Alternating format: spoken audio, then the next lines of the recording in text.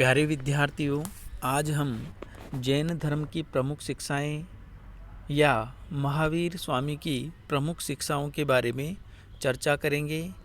जैन धर्म की शिक्षाओं की चर्चा करने से पहले हम ये जानेंगे कि निवृत्ति मार्ग क्या होता है और प्रवृत्ति मार्ग क्या होता है।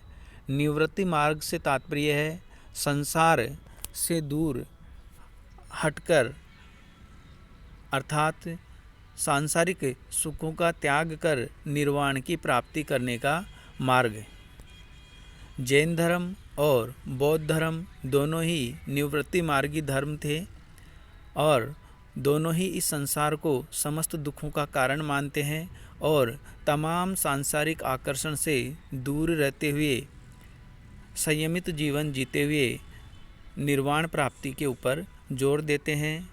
वहीं दूसरी ओर प्रवृत्ति मार्ग से तात्पर्य है सांसारिक सुखों में आनंद लेना या सांसारिक सुखों की प्राप्ति की कामना रखना। वैदिक धर्म प्रवृत्ति मार्गी धर्म था, जिसके अंदर हमने पढ़ा था कि वैदिक आर्य विभिन्न प्रकार के यज्ञों का आयोजन करते थे और यज्ञों के आयोजन के द्वारा देवताओं को खुश करने का प्रयास करते थे और देवताओं को खुश करके वो सांसारिक सुखों की प्राप्ति की कामना रखते थे।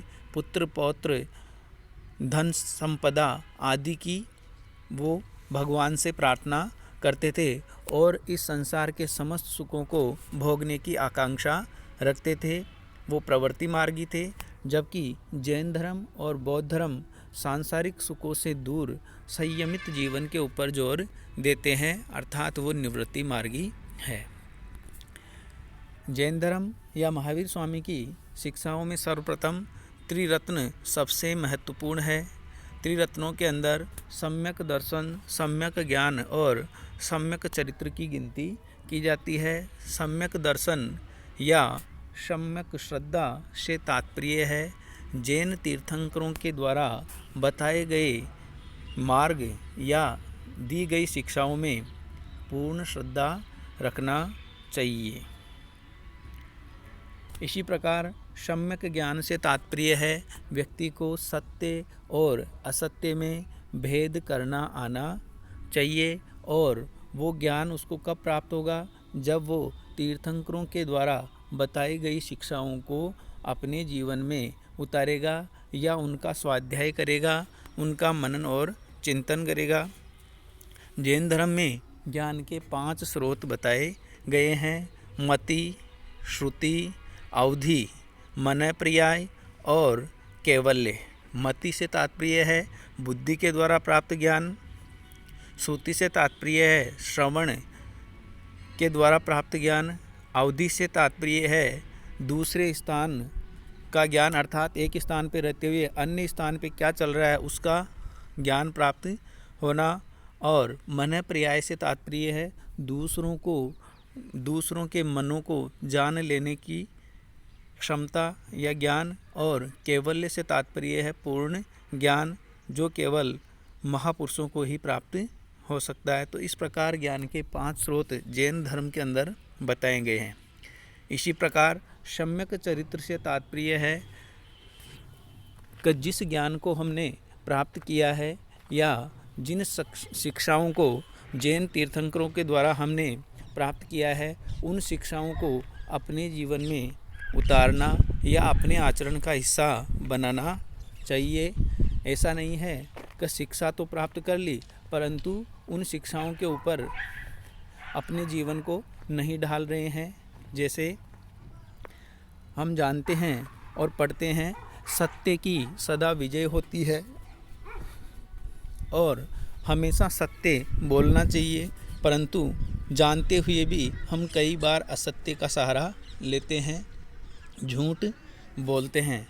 तो इस प्रकार सम्यक चरित्र से तात्पर्य है कि जाने हुए ज्ञान को अपने जीवन में उतारना चाहिए।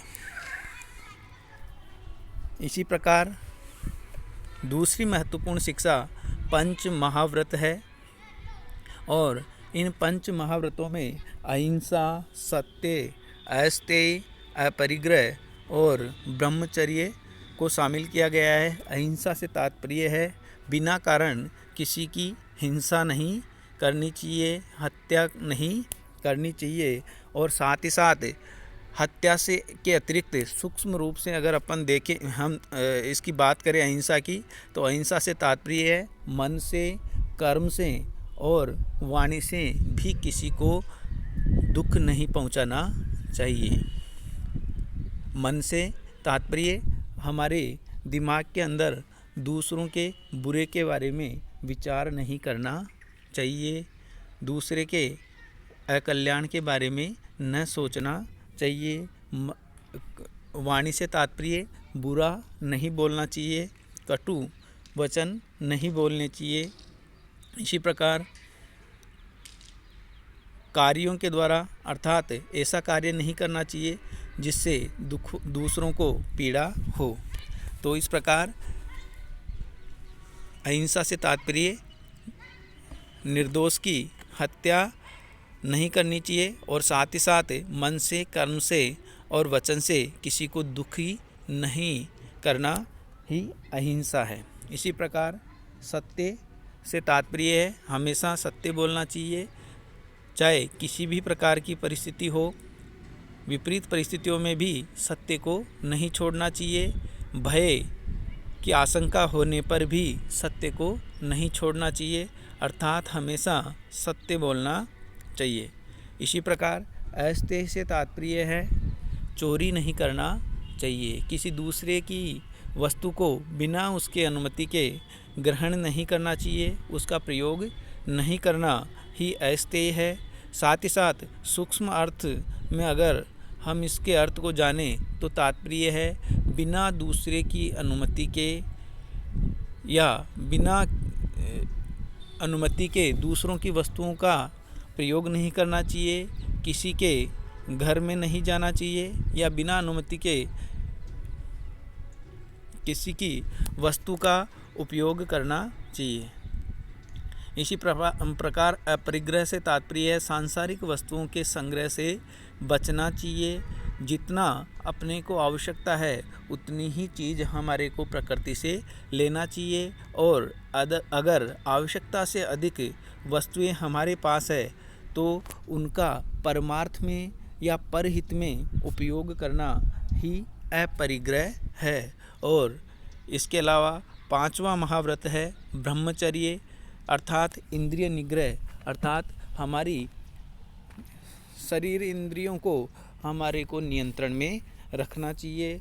ब्रह्मचर्य के द्वारा ही हम ऊपर बताए गए 4 व्रतों का पालन कर सकते हैं, अर्थात शरीर को और इंद्रियों को हमारे नियंत्रण में रखना चाहिए, संयम में रखना चाहिए। ऊपर के 4 आर्य सत्य 4 महाव्रत महावीर स्वामी से पूर्व प्रचलित थे और पार्श्वनाथ के द्वारा दिए गए थे, और उनमें ब्रह्मचर्य जोड़कर 5 महाव्रत बनाए गए। ब्रह्मचर्य महावीर स्वामी के द्वारा जोड़ा गया है।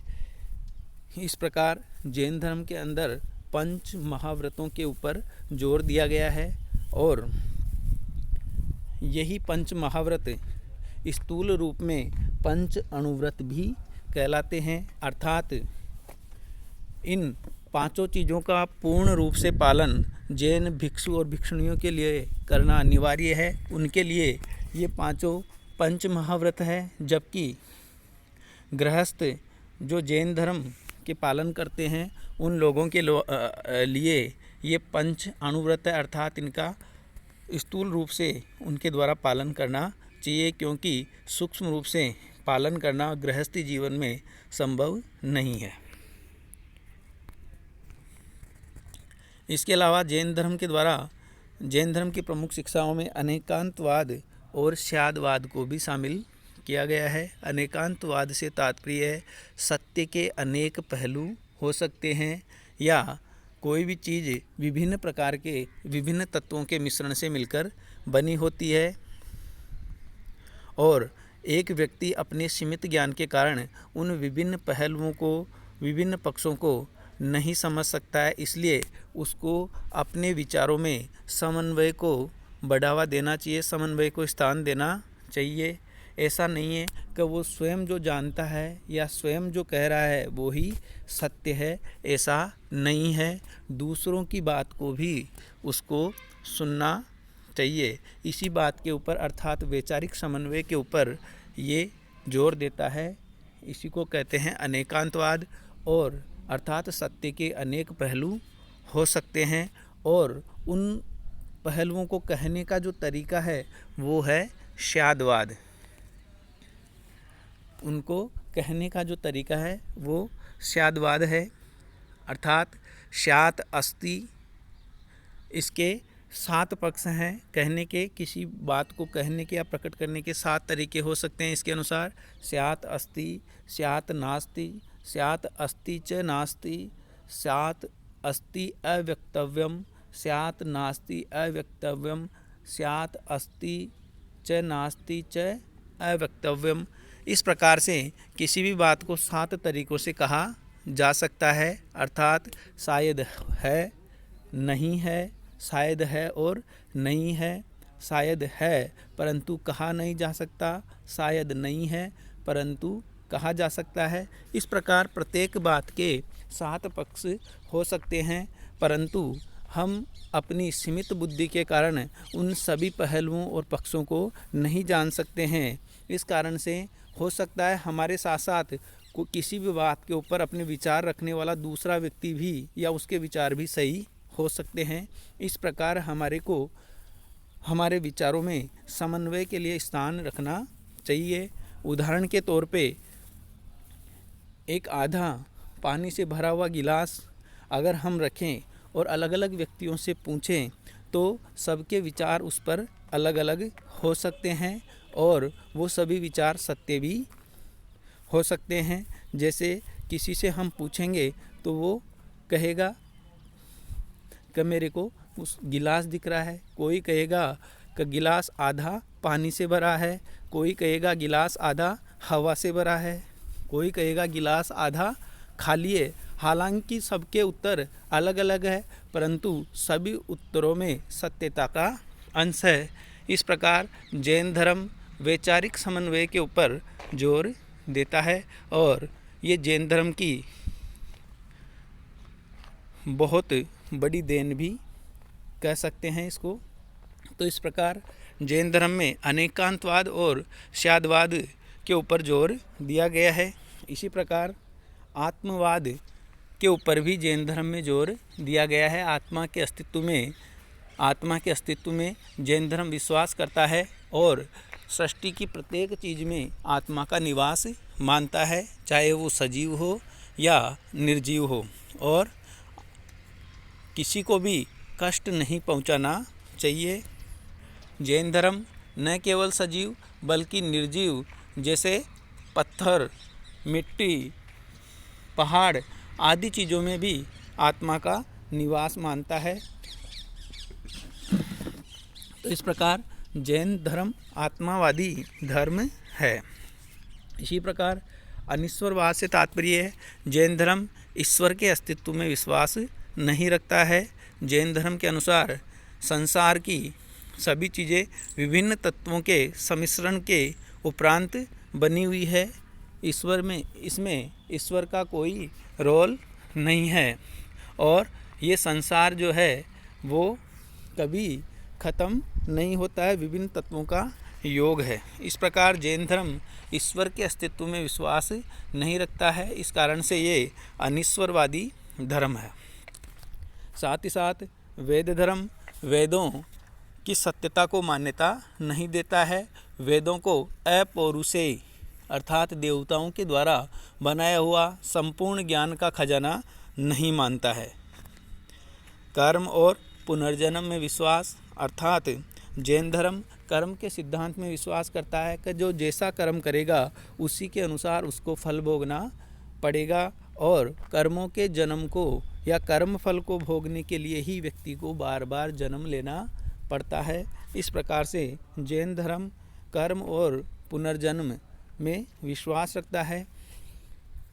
इसके अलावा जैन धर्म में सामाजिक समानता के ऊपर जोर दिया गया है। वर्ण व्यवस्था में उत्तर वैदिक काल में जो विभिन्नता या वर्ग भेद जो उत्पन्न हो गया था अर्थात ब्राह्मण सबसे ऊपर, फिर क्षत्रिय, फिर वैश्य और फिर शूद्र। शूद्रों की स्थिति समाज में बहुत ही कमज़ोर थी, उनको बहुत ही कम अधिकार दिए गए थे, जबकि ऊपरी वर्गों को संपूर्ण अधिकार प्राप्त थे। और धीरे धीरे इन वर्गों के अंदर ऊंच नीच की भावना भी उत्पन्न होने लगी थी। परंतु जैन धर्म सामाजिक समानता के ऊपर जोर देता है और अपना धर्म का रास्ता सभी के लिए खुला रखता है। इसी प्रकार स्त्रियों की समानता के ऊपर भी जैन धर्म में जोर दिया गया। स्त्रियों को भी पुरुषों के समान मोक्ष की अधिकारी जैन धर्म ने माना है। इस प्रकार हम विभिन्न शिक्षाओं का समझकर वर्णन कर सकते हैं। धन्यवाद।